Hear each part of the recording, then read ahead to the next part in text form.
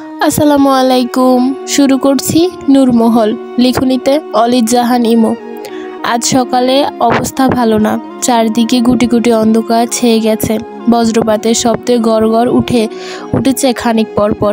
এমন অবস্থায় মহলদের স্কুল আজ তাড়াতাড়ি ছুটি দিয়ে দিয়েছেন। মহলরা দৌড়ে দৌড়ে বাড়ির পথে চলেছে সবাই। শিমুলতলায় আসতে না আসতেই আকাশ ফাটিয়ে শব্দ করে বৃষ্টি শুরু হয়ে যায়। মহল, আয়শা আর পারুল মিলে শিমুলতলায় দাঁড়িয়ে থাকে। হঠাৎ মহল সবাইকে বলে ভেজার জন্য। আয়শা ভিজতে যায় না, কিন্তু মহলের সাথে পারুল ও বলে চল সবাই ভিজি, মজা হবে। তারপর সবাই বইগুলোকে একসাথে রেখে গাছের গোড়ায় পাতা দিয়ে ঢেকে রাখে যাতে বৃষ্টি ভেজে না যায়। মহল দৌড়ে গাছতলা থেকে বেরিয়ে এসে তিনজন মিলে হাতে হাত ধরে দৌড়াদৌড়ি করে ভিজতে থাকে। হঠাৎ মহলদের ক্লাসের সেই শুভ ছেলেটা যে মহলকে চিঠি দিয়েছে তার সাথে মহলের দেখা হয়ে যায়। শুভ আর তার বন্ধুরা ভিজতে ভিজতে মহলদের এদিকেই আসছিল। মহলদের কাছাকাছি এসে শুভ বলে, চলো মহল, একসাথে ভিজি। পাশে থেকে পারুল বলে, না, তোদের সাথে ভিজবো না। কেন রে? কেউ দেখলে কি ভাববে? তোরা চলে যা। শুভ মহলের দিকে এগিয়ে এসে বলে, মহল, একটা কথা ছিল তোর সাথে।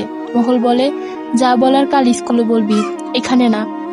আর আমাদের মাঝে এসে বিরক্ত করিস না, যা। শুভ আবার বলে, সেদিন তোকে চিঠি দেওয়ার হাতে শায়েস্তারের হাতে খুব মার খেয়েছিলাম জানিস।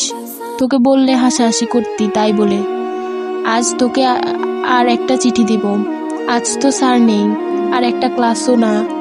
শাহেরের ঘরে জানলা বন্ধ করতে শিমুলতলা মহলের ভিজতে দেখে, সাথে শুভ আর দুটো ছেলেকে দেখে তাদের সাথে ভিজতে। শাহের কিছুক্ষণ দাঁড়িয়ে দাঁড়িয়ে দেখার পর ছাতা নিয়ে বের হয়ে এগিয়ে যায় মহলের দিকে। শাহের এগিয়ে আসতে দেখে সবাই যার যার মতো দৌড়াতে দৌড়াতে থাকে। মহল একটা ধমক দিয়ে শাহের চোখ কটকট করে বলে, একটা কথা কতদিন বলতে হয় আপনাকে? খুব ভালো লাগে নির্বিলি জায়গায় একা একা ঘুরতে, হ্যাঁ?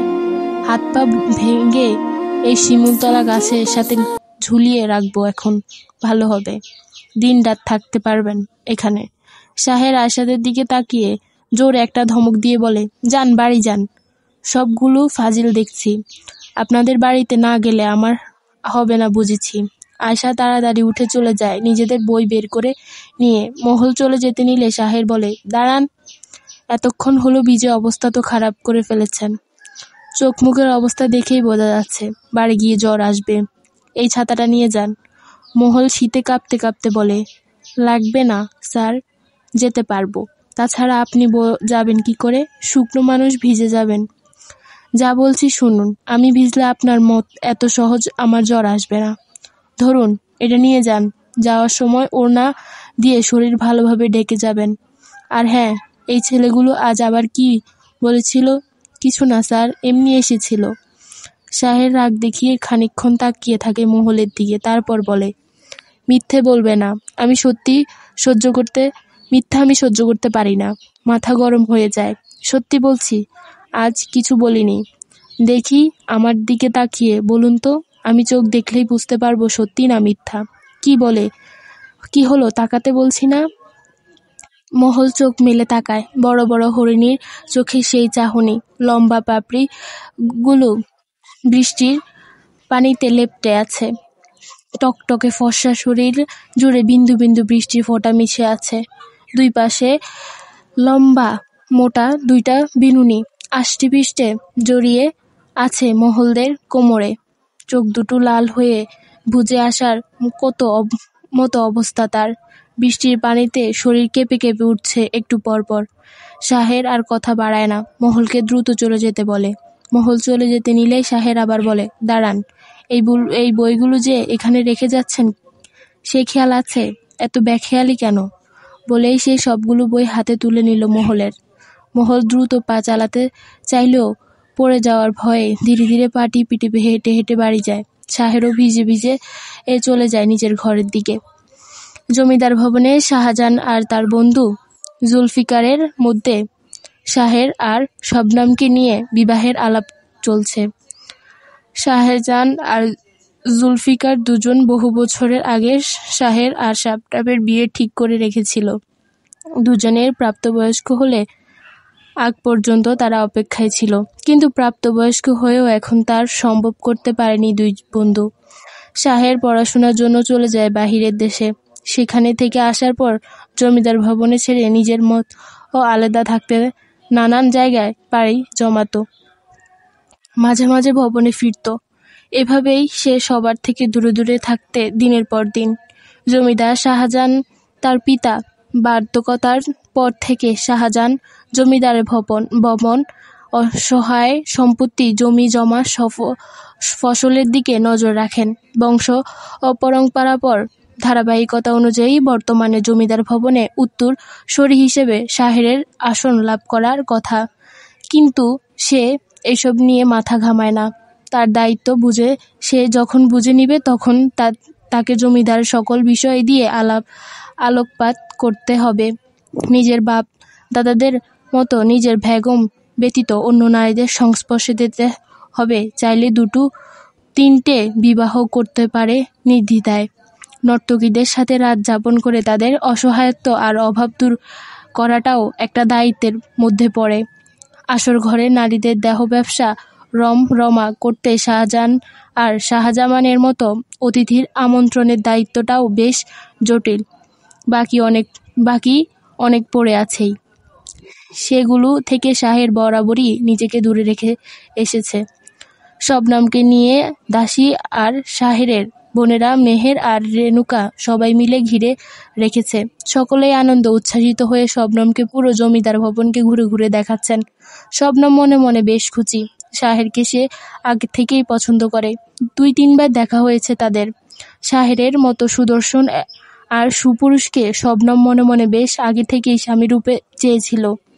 তাদের বিয়ে ঠিক করা ছিল বলে এতদিন যাবৎ সে অন্য কোনো পুরুষকে মন দেয়নি।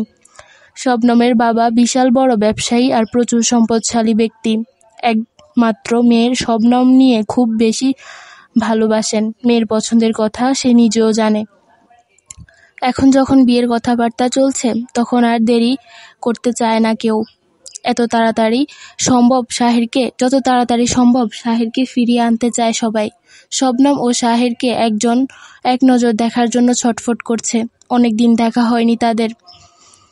এখন নিশ্চয়ই শাহের দেখতে আরো বেশি আকর্ষণীয় হয়েছে। শবনমও তাই।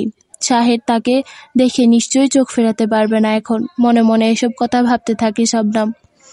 মহল আজ ভীষণভাবে বকাঝকা করছে মহলের মামি। আজকাল মহল কোন কাজ ঠিকঠাক গুছিয়ে রাখতে পারছে না। সব কাজে কিছু না কিছু ভুল করে বসছে। তখন চুলায় তরকারি নড়াচড়া দিতে গিয়ে অর্ধেকখানি মাটিতে ফেলে দিয়েছে এসেছে। মাটির একটা গ্লাস ধুতে গিয়ে সেটাও ভেঙে ফেলেছে। মহলকে মুখপুরি, কুলাঙ্গার, হ্যান-ত্যান আরো নানান কথা বলে মামি বকছে সেই কখন থেকে। মহল চুপচাপ করে ঘরে বসে শুনছে আর চোখের পানি ফেলছে। দিনা এসে মহলের পাশে বসে তাকে সান্ত্বনামূলক বোঝাতে কথা বলছে, মাথায় হাত বোলাচ্ছে। একমাত্র এই মানুষটাই মহলকে সবসময় আগলে রাখে বুকের মাঝে। মহল, একটা কথা বলবো তোকে, গোপন কথা। মহল চোখ মুখ খিচে আগ্রহ হয়ে জানতে চায়, কি কথা দিনা আপা? কি হয়েছে? রক্তিম ভাইয়ের কোনো কথা? হ্যাঁ রে, কাল আমরা বিয়ে করব পালিয়ে। সব ব্যবস্থা করা করেছে তোর স্যার, রক্তিমের বন্ধু শাহের ভাই। কাল মাঝরাতে বিয়ে হবে আমাদের শাহের ভাইয়ের বাড়িতে। তুই কিন্তু সাথে থাকবি। মহল অবাক হয়ে চোখ গোল গোল করে তাকিয়ে থাকে খানিকক্ষণ। মাথা চুলকিয়ে ভয়ে ভয়ে বলে, কি বলো আপা? মামা মামি জানলে মেরে ফেলবে দুজনকেই। আমার খুব ভয় করছে। এটা করো না আপা। দিনা মহলের হাত মুঠো করে বলে, আরে আস্তে বল। শোন লক্ষ্মী বনু আমার, এভাবে না করলে হবে না। দেখিস না মা জোর করে বিয়ে ঠিক করতে যাচ্ছে।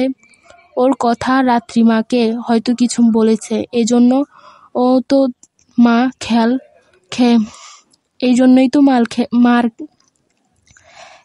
তো মার খেলাম সেদিন। শোন, এখন বিয়ে করে রাখবো। সময় সুযোগ মতো আমাকে নিয়ে যাবে ওর বাড়িতে। মহল কাচুমাচু করে বলে, কিন্তু আপা, সবাই যদি জেনে যায়? ভয় করছে রে। ভয়ের কিচ্ছু নেই। এই জন্য মাঝরাতে বিয়ে হবে, কেউ টের পাবে না। তার ওই দিনকে তো কেউ যায় না ওখানে এখনো। তুই আর আমি আমার এক বান্ধবীর কথা বলে চলে যাব, ঠিক আছে? আচ্ছা দিনাপা।